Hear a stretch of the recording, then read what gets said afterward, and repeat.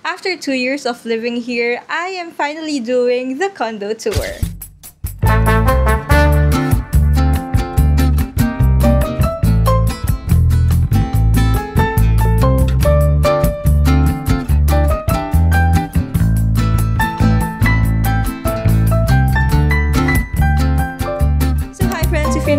This is Casey. I moved out from my parents' house when I was 22 and I'm a full-time content creator based in Quezon City. Sobrang tagal ko na tong pinlano pero ngayon ko lang magagawa. So, let's get started. When I moved sa apartment na to, I am so excited to dress this place up. I remember, yung una kong pagpunta, yun na rin yung day ng reservation ko.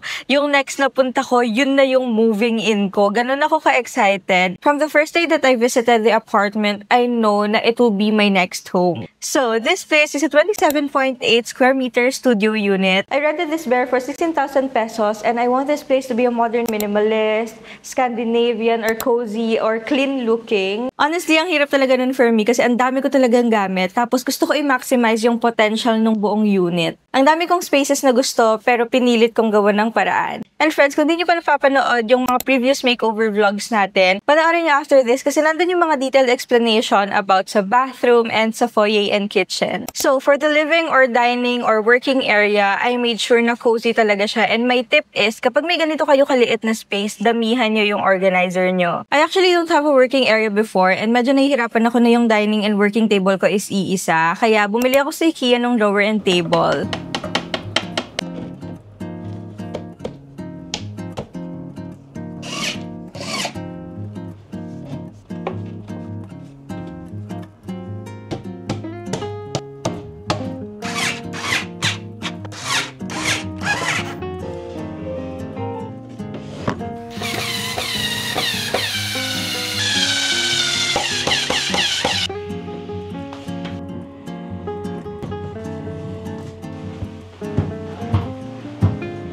Friends, so finally, we already have our table. I'm so glad lang din na meron na akong swivel chair before, kaya hindi ko na need bumili. And I just decorated it with my pegboard, laptop stand, and mouse pad. After months, na-realize ko rin na my drawers can't contain my cameras anymore, so I bought the Leonard drawer for a separate space.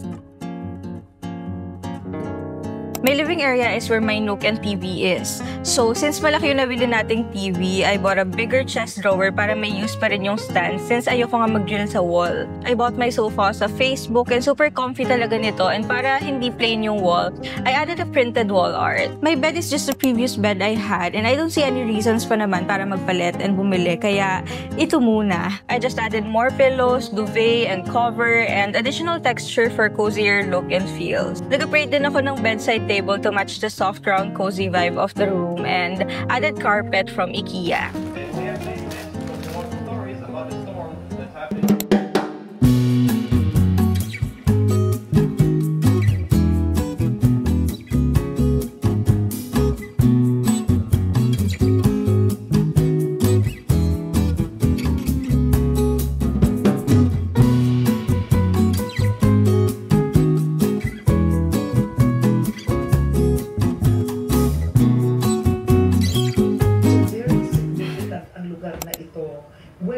And for my dining, nag-appeal ako sa tulip table with the same size of 80 centimeters. And finally, may cushion na yung chair natin kaya mas comfy na. OMG!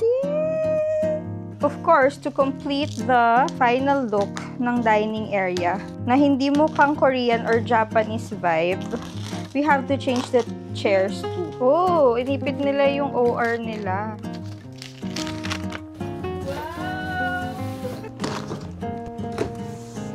Wow! Ikot pa ako. Parang yung motor magkasama tayong lumabas. Hindi po. Break na ako. Sige.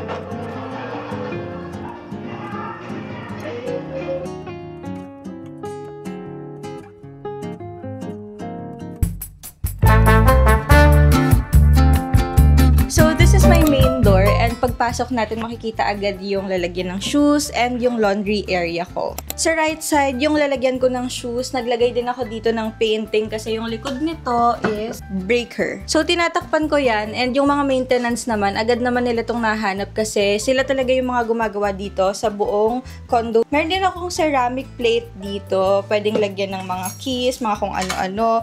Pagpasok, para if ever lalabas, dito lang hahanapin, pagpasok. Then dito, nakuha ko lang to sa Orange app. This one, nagustuhan ko siya kasi ang daming shoes na malalagay. Yun nga lang, of course, mas matibay pa rin kung bibili kayo sa IKEA. Meron akong alcohol dito in case na kailangan din pala, pero tinago ko siya. Parang vase, pero lagyan to ng kitchen utensils ko, pero hindi na siya nagagamit. Kaya, dito ko na lang nilagay para discreet pa rin. Tapos, as you can see, meron ditong trash can. Ito yung trash can na pinakita ko nung nakaraan. Pero this is movable kasi ang liit nga nitong kitchen ko. And this is my laundry area. Before, kala ko hindi ko ito malalagyan ng washing machine. Pero thank God, praise God, nakabili tayo ng washing machine. And mga last year ko lang to binili and inayos din. Bumili ako ng rack. Kasi diba ito, meron siyang heater. So kapag nag-heater siya, umiinit din yung taas. And pwedeng masira yun kung hindi nakakahinga ng maayos. Kasi yung mga to, nilalagay ko lang dito yun sa taas. So, naiinitan yung basket, masisira pa yung washing machine kaya ako bumili ng rack. And meron din akong humidifier dito kasi kapag meron ako mga bisita, entrance pa lang nilalagyan ko na ng humidifier para hindi nila maamoy yung kusina. Kasi 'di ba kapag studio unit, nandito yung kusina, nandito yung lababo. So, alam niyo yun, maraming amoy ang maaamoy. And dito rin sa area na to, yung lalagyan ko ng water. And sa area na to is my kitchen. This is one of my favorite features dito sa kitchen ko. And actually, itong countertop na to, hindi white yung itsura niya and yung mga drawers. Ang ginawa lang namin is nilagyan namin ng wallpaper. So, thank you to my partner, my boyfriend. Siya yung naglagay nito. Sobrang tiyaga niya talaga. And siguro ilang oras niya din to ginawa para makover yung buong kitchen. Lakas ng tubig dito, friends. Pero dito ko na rin pala kinoconnect yung washing machine kasi wala nang gripo dito. Kasi before, meron talagang gripo dito sa area na to pero tinanggal nila. So, ang ginawa ko dito na lang. Tapos dito nakalagay mga condiments. Hindi ko na siguro mapapakita sa inyo kasi makalat din talaga. Pero yung ibang mga condiments, mga lunchbox, mga mugs na babasagin kasi hindi nakasya dito sa drawer.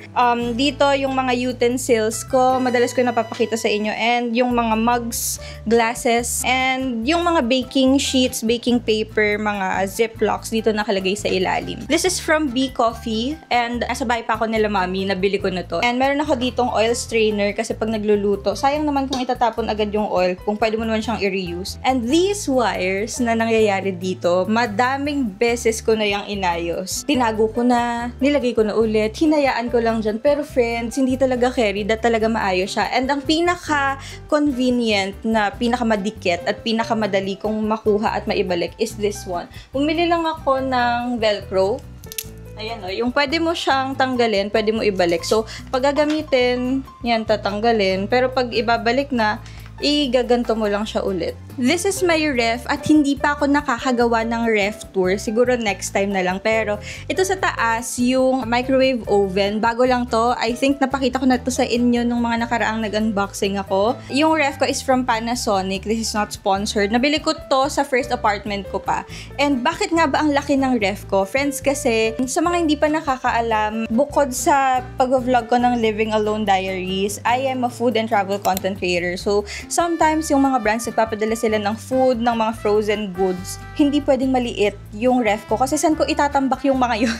Ito lang ang pinayagan kong medyo magulong part ng kitchen kasi yung mga ref magnet talagang kinokollect namin yan ng family ko. Nag-uwi sila ng ref magnet and ang goal ko, friends, yung mga dito hindi ko pa kasi napupuntahan. So ang goal ko mailipat sila dito. So meron akong Baguio, Boracay, Taiwan and EK. Sa ilalim pala yung freezer nito. And dito naman sa pantry, pasensya na kayo kung medyo pangit yung lighting at medyo distorted yung camera kasi kailangan ko i-angle ng ganyan para makita lahat. Etong pantry na to, parang 3-in-1 siya. Actually, hindi siya 3-in-1. 2-in-1 siya. Dito ko nilalagay mga plates ko. Hindi ko lang alam kung maayos siya. Yung mga plates, kutsara, tinidor. Makakabili kayo nito sa Orange app. Pero pag bumili kayo at gusto nyo ganito itsura, huwag nyo tanggalin tong yung white sa loob para nakatakip pa rin siya. Yung mga pang-bake, seasonings, mga delata, and sa ilalim yung mga snacks.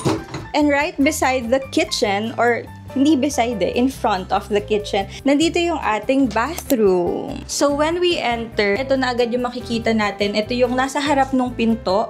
We have here, built-in mirror. Yung dito, yung sa gilid ng mga bato-bato, hindi talaga siya white. So, tinakpan lang din yan ng wallpaper and it works. Yung lababo, yan na talaga yan. Sobrang lakas din ng tubig dito, friends. As in, I love the water here. Tapos yung ilaw na yan, bumili lang ako ng bulb. Pwede yang baguhin yung kulay. Sa gilid ng lababo, we have the shower area.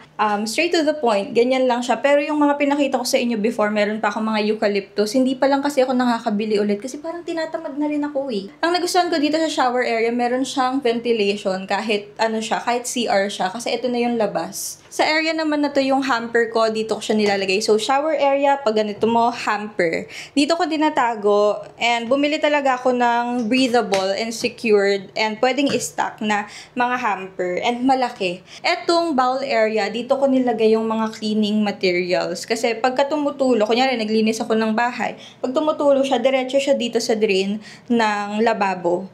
And naglagay lang ako ng mga shelves dito in case na kailangan yung mga tissue, etong mga towel, and ayun, may natira akong eucalyptus. Hindi ko na tinanggal dyan kasi useful naman siya. Maganda naman siya dyan. And I love it. Dito muna tayo sa gilid ng pantry. Dito ko nilalagay madalas yung mga gamit ko. So we have here, or anik-anik lang dito. Hindi ko na papakita kasi sobrang gulo talaga. Meron lang ako ditong easy access area. Nandito yung mga suklay, kung ano-ano. Ito, friends, kung napapansin nyo to sa mga ibang vlogs ni Angela at ni Kiel, nung nag-IKEA kami, bumili kami nito, pare-parehas kami. So, if ever na makita nyo, say hi! And welcome to my working area! So, yung working area ko is super liit lang din. Naglagay lang ako dito ng table and ngayon ko na-realize kung ano ang talagang importance ng pagbili ng talagang durable na working area or working table. Kasi before, open lang natin. Wait. Yan. Yung mga binibili kong working table, talagang mga sa Orange app lang, ganyan. Tapos, ang bilis niyang lumondo. Alam mo yung londo? Taga-Nueva ba kayo, guys? Basta mabilis siyang gumanon, yung parang hindi na siya straight, pag ganun na siya. Ngayon, siguro ilang months na rin to sa akin. Hanggang ngayon, ang ganda pa rin ng quality niya, ang tibay. So, we have here my lamp. I also got this from IKEA. Bumili lang din ako ng ganito. Meron din lang din ako dito, yung naka-elevate para sa laptop, lalagyan ng laptop. Tapos, meron ako ditong maliit na keyboards. This is the keyboard and yung mouse. Pero hindi ko na sila masyado nagagamit kasi mas gusto ko nag-edit directly. I have here my pegboard. Yung pegboard na yan, maraming gamit yan. Meron akong mga prayer boards, lalagyan ng mga ganito, kung anik-anik, mga resibo. Tapos, may maliit lang akong trash can dito. And if you wanna see kung anong nasa ilalim, meron lang akong 2 drawer dito. Dito lang yung mga stationery, yung mga gamit ko for my camera. This area naman, katabi ng working table ko is yung TV. Bumili lang ako ng mas malaking lalagyan ng mga gamit para dual purpose siya. Baka hindi nyo na ako makita, pero chichika ko na rin sa inyo kung bakit ko to pinilit. Kasi friends, dun sa previous bahay namin, sa family home namin, wala kasi talaga kaming dining table. And pangarap ko magkaroon ng dining table. So yung first apartment ko, bumili ako ng dining table and in-upgrade ko to. If you watch my vlogs on TikTok, friends, mas marami akong update doon kesa dito. Kasi mas mabilis mag-edit doon. Anyway, so bumili ako ng dining table para hiwalay talaga kung saan ako kakain at kung saan ako mag-work. Kasi ang tendency kapag kumain ako kung saan ako nag-work, tinatamad na ako after. Or ginagawa ko na lang siyang kainan, hindi na ako doon nag-work. Sa ibang space ako nag-work. May times na yung working area ko, ang ginawa ko sa kanya, pinagtambakan ko na lang ng gamit tapos sa kama ako nag-e-edit kasi mas comfy. Pero kailangan ko talaga ng division wherein I can use all of my spaces in designated, alam niyo yun, activity. Kasi pag hindi, friends, wala na, tatamarin na lang ako. Pero ayun, I also love this area. Yun nga lang, medyo nasisikapan ako dito sometimes. And 2 lang talaga yung upuan ko dito kasi yun lang din talaga yung kasya. Pero I love this. Super comfy nung in-upgrade ko na upuan. And I really love this area talaga kasi kaharap lang din niya yung TV. Whenever I watch vlogs while eating or watching Pepito Manaloto, ayan, nakaharap nakaharap lang ako sa TV and ang ganda nung area na to kasi pagtingin kong ganyan, labas na, alam niyo yun, dito rin kasi yung floor to ceiling window kaya favorite ko din siya. Though meron naman din ako dito sa bed area pero ayan, lagi siya nakatakip kasi ang tapat niya, another building, yung mga nagtatrabaho, nakikita ako dyan sa gilid. So this is my dining area and makikita nyo naman dito yung electric fan na nakatutok dito sa bed na pwedeng ikot-ikutin para makuha yung tamang ventilation. So, kapag maliit yung space mo, ang nangyayari is yung drawer natatabingan, yung furniture, or yung mga appliances sometimes hindi nagagamit ng maayos. So, dito sa area na to, I put here my things, meron ditong mga accessories, yung mga awards ko, yung ibang accessories ng cameras ko. Hindi ko na lang mapapakita kasi sobrang gulo talaga nito, friends. And my tip pala is kapag bibili kayo ng drawer, wag na kayo magtipid kasi it's good kapag hanggang dulo, gumagana siya at hindi siya nayuyok-yok or hindi siya nasisira. So, ito kasi medyo natatanggal-tanggal na yung mga drawers nito kasi sa Shopee ko lang ito nabili. So, we're here sa bed area and friends, if you're gonna ask me, what's my favorite part of this condo? This is my favorite part. It's so cozy. Lahat abot mo from bedside table to couch to dining area. Harap ng TV at ito lang yung working area ko. Pero friends, ang hirap nga kasi niya kapag ka nagluluto ako, amoy na amoy din dito. Tapos kapag may bisita ako, ito agad yung kama ko. Wala nang tambayan. Tapos wala na masyadong space. My bed, binili ko siya sa online sa Facebook. Pinagawa ko lang siya for 12,000 pesos only. Pero ngayon I think medyo nagmahal na sila ng mga 2 to 4,000 pesos. Depende. The size of this bed is twin bed. Tama ba yung twin bed or double bed? Ito, sa gilid friends, yung aking bedside table kung saan nakalagay yung mga kailangan ko like tissue, humidifier, alcohol, mga candle. Tapos meron din akong lamp dito na binubuksan ko lang siya kapag gusto ko ng cozy yung space ko. And in this area, yung aking sofa. Alam nyo ba friends, I really love this area then. Aside sa bed ko, ito yung pinaka-paborito kasi pangarap ko to. Pangarap ko magkaroon ng nook. Pangarap ko magkaroon ng sofa dito sa area. And ang ganda nitong area na to. And I really love this sofa kasi dalawa ang pwedeng umupo dito kahit magkatabi. Sobrang laki niya, sobrang comfy niya. Pero friends kasi, ang naging problema ko dito nung binili ko to, hindi nila masyadong nakuha yung gusto kong design. Pero it's nice, no? It's so comfy. Ang dami nagtatanong yan kung saan ko yun nabili. Pinagawa ko siya for 8,000 pesos. Total of 9,000 kasama yung delivery fee. Pero kasi friends, ang gusto ko talaga yung pabilog kasi ayoko nung masyadong makanto na style. Pero this is nice din. In case lang magpapagawa kayo sa kanila, make sure to clarify with them kung ano yung gusto nyo, ayaw nyo ng ganyan. Kasi it's so square. Ayan, nakikita nyo ba yung sa likod? Sobrang flat niya. Dapat yan medyo pabilog. Tapos pababa siya. Tama naman to. Tapos itong area na to, dapat pag ganun siya, hindi siya makanto, yung basta pabilog, ganon, pero hindi nila nakuha yun, pero maganda naman to, and yung mga next na nagpagawa sa akin, nakuha naman nila, yung sa akin lang hindi, pero it's nice. Alam ko friends, na sobrang tagal nitong mga videos ko bago i-upload, especially this condo makeover or condo tour, dahil nga hindi ako mapakali kung tama na ba tong design na to, kung okay na ba to, kung maganda na ba, pero so far, nagustuhan ko na siya. So finally, sabi ko, na, sige na, i-condo tour mo na sila, maganda naman na yung kinalabasan, saka lilipat ka naman din na. Yes, friends, lilipat na tayo ulit and isasama ko kayo. So, I am so excited na isama kayo this time, step-by-step process, lahat ng gagawin, from hunting, decision making, and everything. I want you to come with me, friends, kasi this is the year of growth. Okay, friends? Thank you so much for watching and I hope you enjoyed this video. See you on my next apartment makeover and apartment or condo tour. Thank you guys for watching. Yun lang. Babu!